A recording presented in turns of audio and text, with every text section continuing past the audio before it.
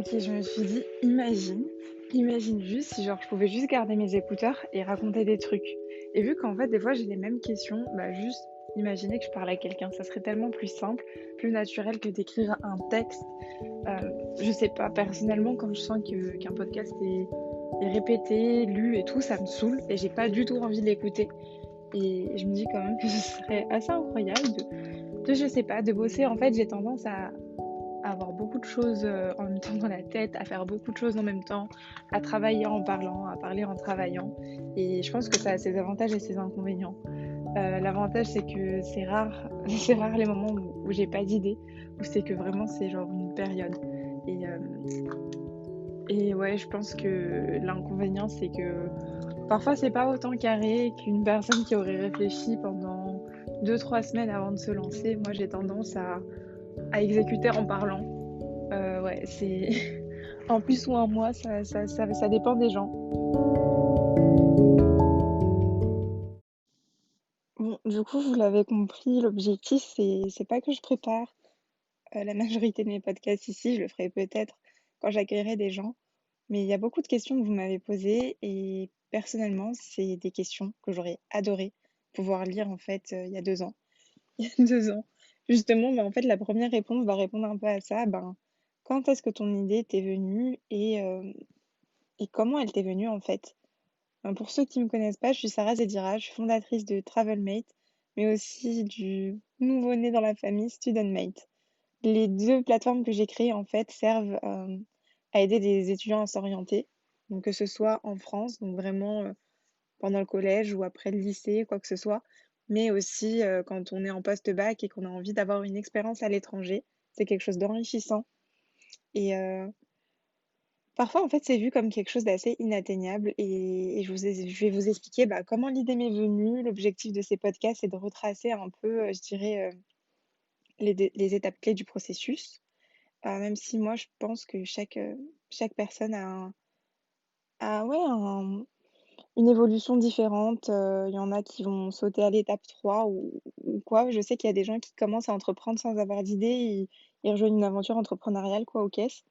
Donc voilà, et oui, ce podcast il sera pas coupé, donc c'est vraiment ce que je veux garder. J'en ai vraiment marre des trucs super carrés, et c'est ça que vous allez retrouver sur ce podcast-là, en tout cas.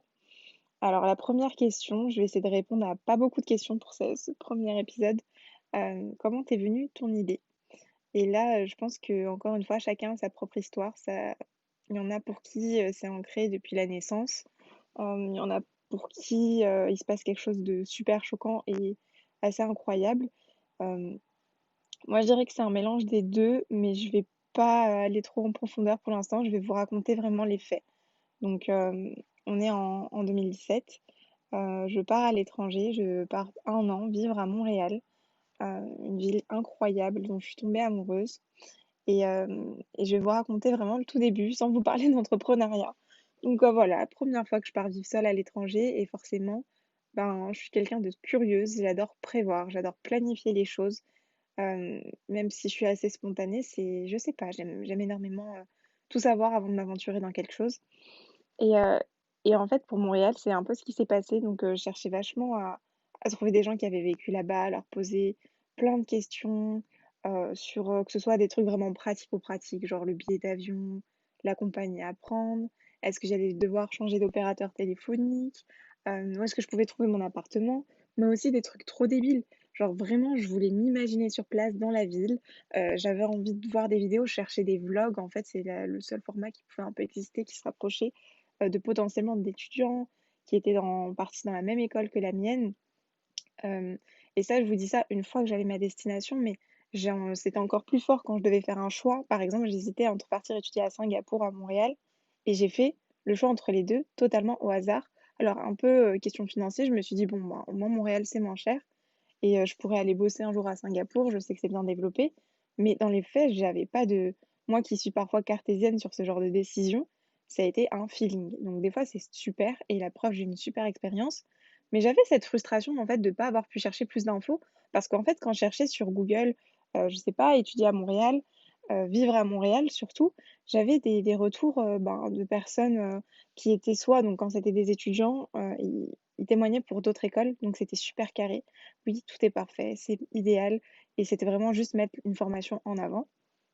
Et quand on parlait de vivre à Montréal, c'était, des parents avec leurs enfants qui partaient déménager, des gens qui partaient bosser dans des grands groupes qui allaient avoir beaucoup de moyens, heu, des gens qui parlaient vachement des quartiers français, comme si c'est ce qu'ils cherchaient à retrouver et sûrement parce qu'ils partaient vivre là-bas des années.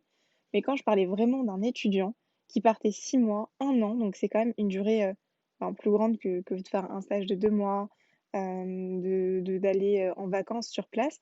Il y avait rien qui n'était pas genre super, lisse, cadré et tout. Donc ouais, petite frustration. Bon, ça s'est fait, hein, ça s'est fait et ouais, j'ai trouvé finalement quelqu'un pour me conseiller, donc un ami d'enfance qui a vécu là-bas et ben, notamment quand j'ai cherché mon appartement, je lui ai demandé conseil, sur le quartier et cetera et le quartier me l'a conseillé. Il me l'a conseillé. Donc ouais, je pense que c'est une bonne transition pour vous dire que j'arrive à Montréal. J'ai pris un Airbnb pour 2 semaines parce que même si j'avais mon appartement, en fait, j'avais pas de meubles, donc il fallait que j'achète les meubles et cetera, donc j'ai pris un appart en Airbnb au cas où et voilà, donc j'arrive super contente, vraiment ravie, il m'est arrivé des petites galères le premier jour, mais on s'en fout finalement. En fait, ce qui se passe surtout, c'est quand je vais visiter, cet appartement, je crois que j'ai rendez-vous 2 jours plus tard. Alors, premier truc, je sais que je sais que mes proches, à chaque fois que je raconte cette histoire, ils sont là: «Mais pourquoi tu racontes ça? Tu vas faire peur aux gens, tu devrais pas». Mais je trouve que c'est intéressant à raconter. Donc j'arrive à Montréal, je suis une fille seule, c'est la première fois que je suis, vraiment seule dans une ville. Je suis jamais partie seule, je suis toujours partie avec des amis ou de la famille et je sais pas, j'ai ce petit sentiment de liberté, de découvrir, tout découvrir et on m'a tellement parlé de Montréal comme une ville super sécurisée, bah, que je suis seule tout le temps en fait et je me perds dans les rues et tout. Et là, j'ai des gens de mon école, en fait, en France, qui partent aussi à Montréal et qui me disent: «Ben, écoutez, on s'est pas parlé forcément avant, on n'est pas amis. Est-ce que vous voudriez qu'on aille visiter le campus ensemble? Ça serait pas mal, comme ça on se rencontre et on va voir notre campus». Trop bonne idée. OK. On se donne rendez-vous donc vraiment à la station de métro de mon campus donc je sais pas, en fait, quand je pense à la France, moi, ma station de métro, voilà, c'est pas le plus chic des quartiers, mais c'est safe. Et moi, j'attends, en fait, plantée là, au milieu de la station, juste devant un peu les tourniquets. Alors oui, je vais vous donner des détails et sinon vous avez la possibilité d'avancer le podcast, hein, si c'est pas si vous voulez des trucs hyper carrés avec des datas, des outils, des machins, ce sera pas ici et surtout, c'est très faux quand on vous dit, étape 1, étape 2. Ça marche pas comme ça, c'est plein de petites histoires. Bref, j'attends, donc une personne. Et là, il y a une jeune femme, donc que je n'identifie pas du tout comme une personne, sans domicile fixe, qui me demande de l'argent, et donc je lui dis avec un grand sourire que je suis vraiment désolée, mais que j'ai rien sur moi. Ce qui est vrai, en fait, j'ai un mini sac à dos, j'ai pas pris grand-chose, en fait, je voulais juste visiter mon campus. Elle est québécoise, donc elle a un accent québécois et pour une deuxième fois, elle me redemande de l'argent, mais cette fois, en fait, elle coupe un peu son accent québécois, elle prend un accent, on peut dire français. Heu, je sais pas, comme si elle pensait que je n'avais pas compris ce qu'elle voulait et en fait, je sais pas, mais moi, en France, quand quelqu'un, dans le besoin me parle et que j'ai pas les moyens, généralement un grand sourire et puis voilà et on se souhaite bonne journée et il y a aucun problème et j'ai jamais eu d'a priori, en fait, sur qui que ce soit. Sauf que là, après m'avoir redemandé, et que je lui dise encore non et que je suis vraiment désolée, je bouge toujours pas et là, je vois qu'elle est vraiment énervée et elle est petite, elle est toute fine, mais là, je vois son regard noir et en fait, elle me met un coup de poing. Elle me met un coup de poing dans l'œil et là, en fait, j'ai pas forcément mal, mais je suis choquée et là, je crie, je l'insulte et tout. Elle part en courant. Je me dis: «Mais qu'est-ce que je fais? Est-ce que je lui cours après?» J'étais trop énervée. Franchement, c'était surtout mon ego qui en avait pris un coup, j'étais fâchée. Je pense que c'est la première fois que j'ai reçu un coup d'ailleurs, de comme ça, dans la rue, comme ça, d'une personne que je connais pas et ouais, j'étais super choquée, j'étais super fâchée. J'avais pas mal, mais j'étais énervée et pour la petite histoire, j'ai repris comme si de rien n'était. J'ai rejoint la personne, enfin, elle m'a rejoint et je pense que j'ai mis 1 heure avant de lui expliquer ce qui s'était passé parce qu'en fait, ça se voyait pas. J'avais pas eu de problème physiquement, c'était un choc et ouais, ça commence à devenir long. Écoutez, on verra bien, vous me ferez un feedback de ce podcast, mais je trouve ça intéressant de tout vous dire. Là, en fait, donc c'est peut-être ma deuxième journée. La troisième journée, je vais visiter mon appartement et en fait, je me rends compte que mon appartement, il est juste à côté de là où je me suis fait finalement agresser. Que les personnes qui traînent autour de cet appartement, bah, en fait, c'est un foyer, que ce quartier-là, en fait, toutes les personnes sans abri, c'est un peu leur QG et qu'en gros, moi, chaque fois que je vais devoir rentrer chez moi, je vais devoir passer par cet endroit où finalement j'ai eu un choc émotionnel parce que oui, genre ça m'a choquée et que je vais devoir côtoyer, en fait, des gens qui aujourd'hui me font peur parce que c'est vraiment pas du tout pareil qu'en France, finalement. Rien que ça, je savais pas qu'il y avait autant de problèmes enfin, comme il y a pas de sécurité sociale au Canada, que les gens ont beaucoup de problèmes, d'addiction, ben, ça fait que les profils, on va dire, des personnes qui ont pas de domicile fixe, c'est pas du tout les mêmes qu'en France. C'est beaucoup de personnes qui sont droguées, qui sont pas bien et en fait, j'ai appris que cette femme, c'était sûrement ce qu'on appelle une crackhead et c'est un peu péjoratif, mais c'est pour dire que c'est une personne qui était souvent, sous des drogues comme, la méthamphétamine, qui était en manque et en fait, elle était un peu désespérée et son geste, c'était plus du désespoir qu'autre chose, c'était pas contre moi. Mais qu'en fait, il faut savoir qu'il faut faire attention et que quand quelqu'un comme ça vient te parler, malheureusement, tu peux rester poli, mais il vaut mieux partir en fait, parce qu'elle va pas juste partir d'elle-même, parce qu'elle est dans un état second. Donc voilà, ça je l'ai appris par la suite et finalement, en fait, tout ça pour vous dire que quand j'ai réalisé que mon appart était là, que potentiellement mes voisins, ouais, ils étaient pas hyper nets. J'avoue que j'étais, fâchée contre tout le monde, donc les gens avec qui j'avais pu demander leur avis, qui m'avaient dit que oui, c'était tout à fait correct, d'habiter là-bas. Je me disais: «Mais en fait, enfin, si tu t'étais mis dans ma peau en tant que jeune fille qui va voyager, enfin, qui est seule pour la première fois, je suis pas une grande baroudeuse, je suis pas une grande voyageuse. Tu aurais peut-être pu me dire que, bah, finalement, pour toi, ce quartier, il est super tranquille, mais peut-être que moi, vu que tu connais mon profil et que tu as potentiellement le même, tu me le conseilles pas». Et là, ça a été des pieds et des mains pour changer d'appartement, pour changer de quartier. Je me suis mise super loin de mon école tellement j'étais choquée. J'ai voulu rester là où il y avait mon Airbnb. Je préférais faire 30 minutes de trajet, contre les 10 minutes que j'avais, 30 minutes en transport contre les 10 minutes à pied, pour pas être là, en fait. Parce que, honnêtement, les premiers temps, j'ai été super choquée. OK, je vous ai raconté ce truc un peu choc. Je sais que quelque part, ça m'a mené quelques mois plus tard à avoir la réponse que j'ai eue. Parce que quelques mois plus tard, j'étais en cours d'entrepreneuriat, toujours au Canada et quand le prof, en fait, dans ses il nous faisait un peu des workshops pour, faire un peu, en fait, il disait qu'une idée, c'est comme un enfant, il faut que ça sorte et du coup, il faut planter la petite graine donc il nous posait une multitude de questions. On a fait beaucoup d'exercices un peu parfois, heu, assez intéressants. Je serais intéressée de vous en parler si ça vous dit de comment il nous a fait émerger ces idées-là et en fait, quand il a demandé: «C'était quoi votre plus gros problème cette année?» Ben, quelque chose que vous auriez aimé résoudre. On était 7 dans le groupe, mais le problème qui a prédominé, c'était le mien et moi, ce que j'ai dit, c'est que, voilà, on est tous des étudiants qui sommes partis étudier à l'étranger. Comment vous, vous avez choisi votre destination? Comment vous avez, trouvé, bah, les infos qui allaient bien? La réponse était vraiment un peu, ouais, au feeling, les infos, je les ai trouvées soit parce que je connaissais quelqu'un, soit parce que j'ai passé, des semaines sur internet à compiler, des trentaines, des soixantaines de sites et je trouve que, ben, je sais pas, enfin, à l'époque, c'était 2018, mais là, on est en 2020, c'est quand même incroyable qu'on n'ait pas une plateforme où on peut trouver toutes les infos au même endroit. C'est ça existe pour tellement de choses. Quand on veut faire un permis de travail-vacances, que ce soit au Canada, en Australie, il y a le site PVTist qui existe. Heu, Quand on veut s'expatrier dans tel pays, il y a des communautés entières qui existent, qui ont créé des sites avec toutes les infos, un peu des starter packs et en fait, quand tu regardes, pour les étudiants, il y a des communautés étudiantes certes, mais il y a pas un endroit où il y a toutes les infos. Bah, déjà parce que c'est beaucoup de boulot, mais aussi peut-être parce que, personne n'a osé le faire et là, en fait, en cours d'entrepreneuriat, c'était le champ des possibilités et même si on pouvait pas faire quelque chose, on pouvait en parler en cours, en fait. C'était un dossier qu'on devait rendre, donc tout était permis et là, c'est là où je suis forte. C'est imaginer des trucs, avoir des idées. Là, tu me trouves direct. Du coup, c'est ça. C'est l'idée que je propose.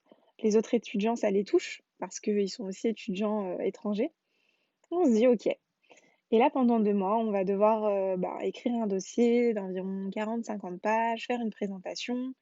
Hem, le professeur que je vais citer avec plaisir, Benoît Chalifou, enfin vraiment va nous booster, va nous nourrir avec, des témoignages d'entrepreneurs en fait, nous montrer leur pitch, leur deck, vraiment nous raconter leurs histoires, comment ils sont arrivés là et vraiment partager le tout avec nous en fait. Et je sais pas, ça nourrit un peu quand dans la production de ce projet, le fait d'avoir, accès à une communauté de gens super transparents qui te partagent un peu tout. Et ouais, c'est comme ça qu'est né Travelmate, en cours d'entrepreneuriat. Et et je pense que c'est pas tout le monde qui va faire un cours d'entrepreneuriat. C'est pas tout le monde, qui va avoir une problématique précise, et c'est pour ça qu'il faut pas se fermer la porte. Mais je pense que ce qui est important et ce qui peut animer sur une longue durée, en fait, c'est, d'avoir un problème qu'on a eu nous. Parce que j'estime que fantasmer les problèmes des autres c'est compliqué, en fait. Ça implique soit d'être très, très proche de ce qu'on appelle, ton persona, ta cible, et de pouvoir vraiment être à leur écoute. Mais ça implique également finalement d'être motivé tout le long, parce que si c'est pas ta propre problématique, est-ce que tu seras encore là dans 10 ans? Je sais pas. Moi, je suis passée par là, et je sais que c'est quelque chose qui m'anime, et et qui fait que je pense pas lâcher, du jour au lendemain finalement. C'est c'est c'est concret pour moi, je suis passée par là, je sais quelles sont les problématiques et j'ai envie de les résoudre. Ce qui est sûr pour moi, c'est qu'il doit y avoir quelque chose de marquant dans ton histoire pour que ça te marque, et vraiment ça peut être aussi simple qu'un coup de poing qui fait pas vraiment mal et lié quelques mois après d'un cours d'entrepreneuriat. Enfin, si les 2 n'avaient pas été ensemble, enfin, est-ce que vraiment j'aurais autant mal pris le fait de mal à m'être préparée, de pas avoir eu assez d'informations? Est-ce que ça m'aurait autant marqué?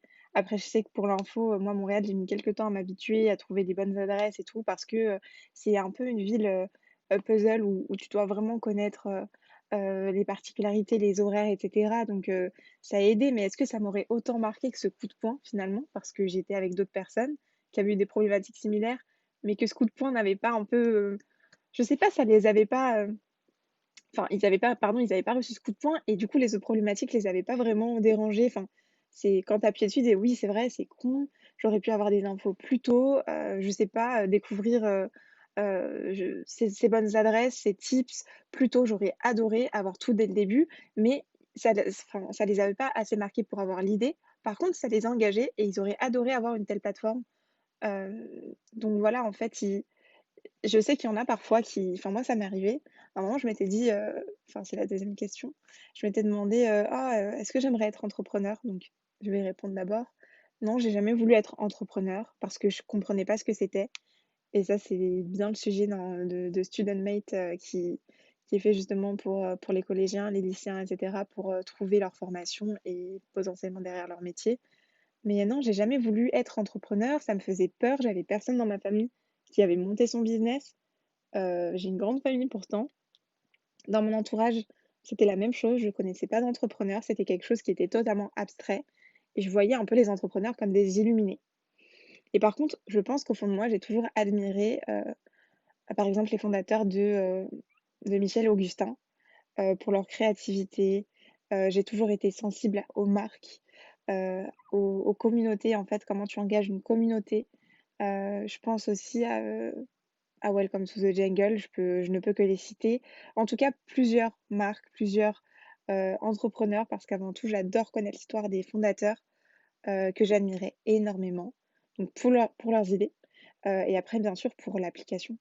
Parce que des idées, c'est facile, tu peux en avoir des tonnes. J'ai d'ailleurs, pour l'histoire, mon idée d'avant, c'était de créer une box pour, les gens qui regardent en fait des youtubeuses, notamment dans tout ce qui est beauté, pourquoi pas des youtubeurs par la suite, en fait qui parlent de routine, où tu as plein de produits, qui sont, je sais pas, chez Sephora, à l'étranger, enfin en gros les produits sont un peu dispersés, des routines, et en faire des packs et des box en gros pour, chaque personne qui aurait proposé une routine, que quand tu sois toi, une personne qui regarde, alors c'est fou, ça va être flou, mais bon, tu puisses en fait acheter directement plutôt que toi aller dire: «OK, là je dois acheter ça là-bas, ça là-bas, ça là-bas», sachant que cette routine semble te convaincre. Bon, c'était pas forcément la meilleure des idées, donc sûrement. Heureusement que je l'ai pas fait, mais c'est pour vous dire que j'avais des trucs qui m'étaient venus, mais je l'avais jamais fait et oui et c'était trop bizarre. Je comprenais pas. Pour moi, ça n'avait pas de sens. Ça c'était pas sécuritaire, en fait, de faire ça et heu et donc oui, c'est pas toujours, faut pas forcément depuis, tes 5 ans, rêver d'être entrepreneur et je sais pas, avoir vendu, des billets à la récré, non, c'est pas quelque chose qui est forcément dans l'ADN. Ça peut venir, il faut simplement être à l'écoute, de tes idées, à l'écoute des déclics et le déclic, ça va être, le prochain épisode parce que là, j'ai eu l'idée donc j'ai présenté ça devant le prof avec, 7 autres étudiants et la vérité, c'est que l'histoire aurait dû s'arrêter là.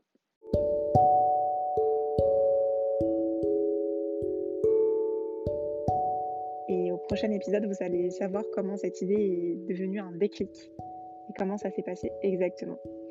Donc voilà, j'espère que cet épisode vous a plu, que le format vous plaît. Je sais que certains vont aimer les podcasts structurés. J'avais vraiment envie de partager avec vous cette conversation comme j'aurais pu l'avoir avec une amie, un ami. Si ça vous plaît, n'hésitez pas à partager ce podcast, à laisser 5 étoiles selon la plateforme où vous allez l'écouter et vraiment à en parler autour de vous.